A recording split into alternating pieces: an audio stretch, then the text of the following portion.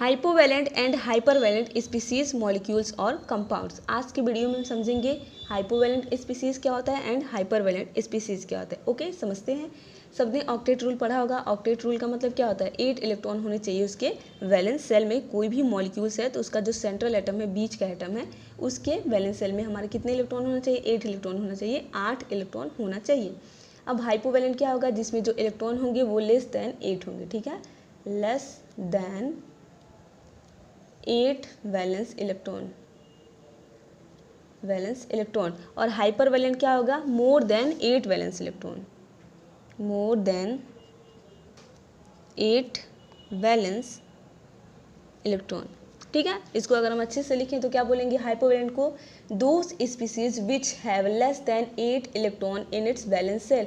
वो स्पीसीज जिसके valence shell में क्या होता है, 8 इलेक्ट्रॉन से कम इलेक्ट्रॉन होते हैं, उसको हम क्या बोलेंगे, हाइपोवैलेंट। और वो स्पीसीज जिसमें जो हमारे वैलेंस सेल में इलेक्ट्रॉन होगा वो कितना होगा, 8 से ज़्यादा होगा, मोर देन 8 इलेक्ट्रॉन होगा, उसको क्या बोल देंगे, हाइपरवैलेंट। तो इसका क्या हो जाएगा, those species which have more than 8 electron in its valence shell. ठीक है, तो चलिए एग्जाम्पल्स लेते हैं। इसका एग्जाम्पल सबसे पहले, सबसे अच्छा एग्जाम्पल BH3 कैसे बनेगा, ये हो गया boron, then hydrogen and then hydrogen. Boron के पास टोटल 3 इलेक्ट्रॉन होता है इसके वैलेंस सेल में, और तीनों इलेक्ट्रॉन की क्या कर दिया, एक एक हाइड्रोजन के साथ शेयरिंग कर दिया है। टोटल कितने इलेक्ट्रॉन हुए, 1 2। एक इलेक्ट्रॉन किसका है, बोरॉन का, एक है हाइड्रोजन का। टोटल कितना हो गया, 2। तो 1 2 3 4 5 एंड 6। तो इसके पास टोटल कितने इलेक्ट्रॉन हुए, 6 इलेक्ट्रॉन हुए। कहाँ, इन इट्स वैलेंस सेल। तो ये हमारा क्या हो जाएगा, एक हाइपोवैलेंट स्पीसीज, क्योंकि इसके पास जो इलेक्ट्रॉन है वैलेंस सेल में वो 8 से कम है, तो ये क्या हो गया, हाइपोवैलेंट। ठीक है, और भी examples like BF3, same condition like AlCl3, इसका भी सेम कंडीशन हो जाएगा, इसमें भी 6 आएगा, इसमें भी 6 आएगा। लाइक AlBr3, इसमें भी 6 इलेक्ट्रॉन आ जाएगा एल्यूमिनियम में। BeCl2, ये सब के सब किसके एग्जाम्पल्स हैं, हाइपोवैलेंट के। चलिए इसका देख लेते हैं, BeCl2, सॉरी फिगर बनाना, स्ट्रक्चर। ये हो गया beryllium, then single bond chlorine and then single bond chlorine. Beryllium का एटॉमिक नंबर कितना होता है, 4। Electronic configuration 1s2 2s2। Total इसके पास वैलेंस इलेक्ट्रॉन कितना हुआ, 2।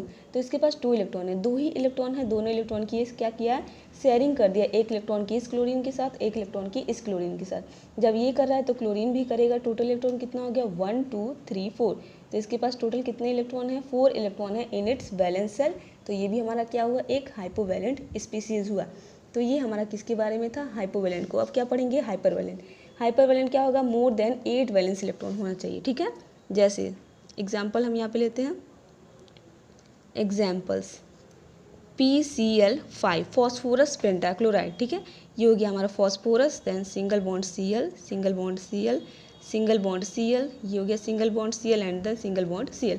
जो फॉस्फोरस होता है इसका एटॉमिक नंबर कितना होता है, 15 होता है। इलेक्ट्रॉनिक कॉन्फिगरेशन बनाते हैं तो टोटल इसका जो वैलेंस इलेक्ट्रॉन होगा फॉस्फोरस के पास वो होता है कितना, 5 होता है। 5 इलेक्ट्रॉन है और पाँचों इलेक्ट्रॉन की क्या किया, शेयरिंग कर दिया, किसके साथ, क्लोरीन के साथ। तो टोटल कितने इलेक्ट्रॉन हो गए इसके, 1 2 3 4 5 6 7 8 9 10। कितने इलेक्ट्रॉन हैं, 10 valence electron in valence shell. जो फॉस्फोरस है इसके वैलेंस सेल में अब कितने इलेक्ट्रॉन हो गए, 10 इलेक्ट्रॉन हो गए। तो ये हमारा क्या होगा, एक हाइपरवैलेंट स्पीसीज होगा। और भी एग्जाम्पल्स हम यहाँ पे नीचे लिख देते हैं। पहला हमारा क्या हो गया, PCl5। ठीक है, जैसे हम ले लें SF6 सल्फर हेक्साफ्लोराइड। ठीक है, PF5 हो गया हमारा फॉस्फोरस पेंटाफ्लोराइड हो गया। लाइक SF4 हो गया सल्फर टेट्राफ्लोराइड हो गया। XeF2 हो गया, ये भी हमारा क्या है, एक हाइपरवैलेंट स्पीसीज़ है। और एग्जांपल्स फॉर एग्जांपल ClF3 हो गया हमारे पास, SO3 हो गया, H2SO4 हो गया।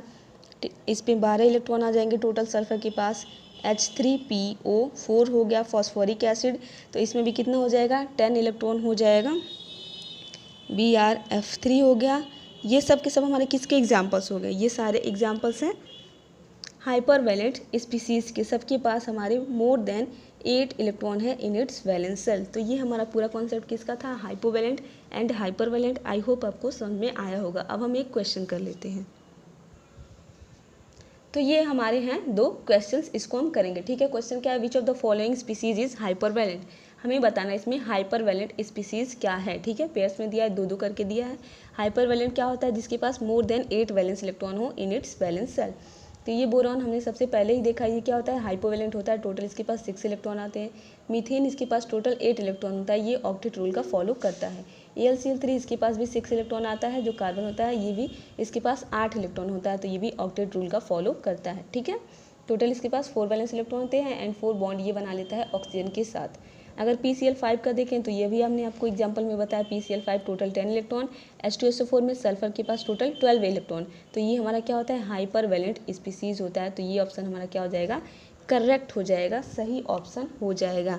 एंड इसके बाद जो दिया है H2SO4, ये तो हाइपर वैलेंट है, बट जो CH4 है वो हमारा हाइपर वैलेंट नहीं है, ये ऑक्टेट रूल को फॉलो करता है। तो ऑप्शन हमारा कौन सा सही होगा? B, C number. ठीक है, ये सी नंबर है और ये डी नंबर है। अब ये क्वेश्चन क्या है? Which of the following species hypovalent? Hypovalent means less than 8 electron. तो CH4 इसके पास टोटल 8 इलेक्ट्रॉन होते हैं, तो ये भी हमारा नहीं होगा। अमोनिया इसके पास भी 8 होते हैं, टोटल 5 होता है, 3 इसके साथ शेयरिंग कर लेता है, 8 इलेक्ट्रॉन हो जाते हैं, तो ये भी आंसर नहीं है। AlCl3 अभी हमने पढ़ाया है, जो एल्यूमिनियम है टोटल 3 इलेक्ट्रॉन इसके पास होंगे, 3 इसके साथ शेयरिंग करेगा, टोटल 8 इलेक्ट्रॉन हो जाएंगे, तो ये हमारा क्या हो जाएगा? आंसर क्या होगा? हाइपोवैलेंट स्पीसीज। H2SO4 तो हमारा क्या है? हाइपर वैलेंट है, तो ये भी आंसर नहीं होगा। ठीक है, तो आई होप आपको समझ में आया होगा। मिलते हैं नेक्स्ट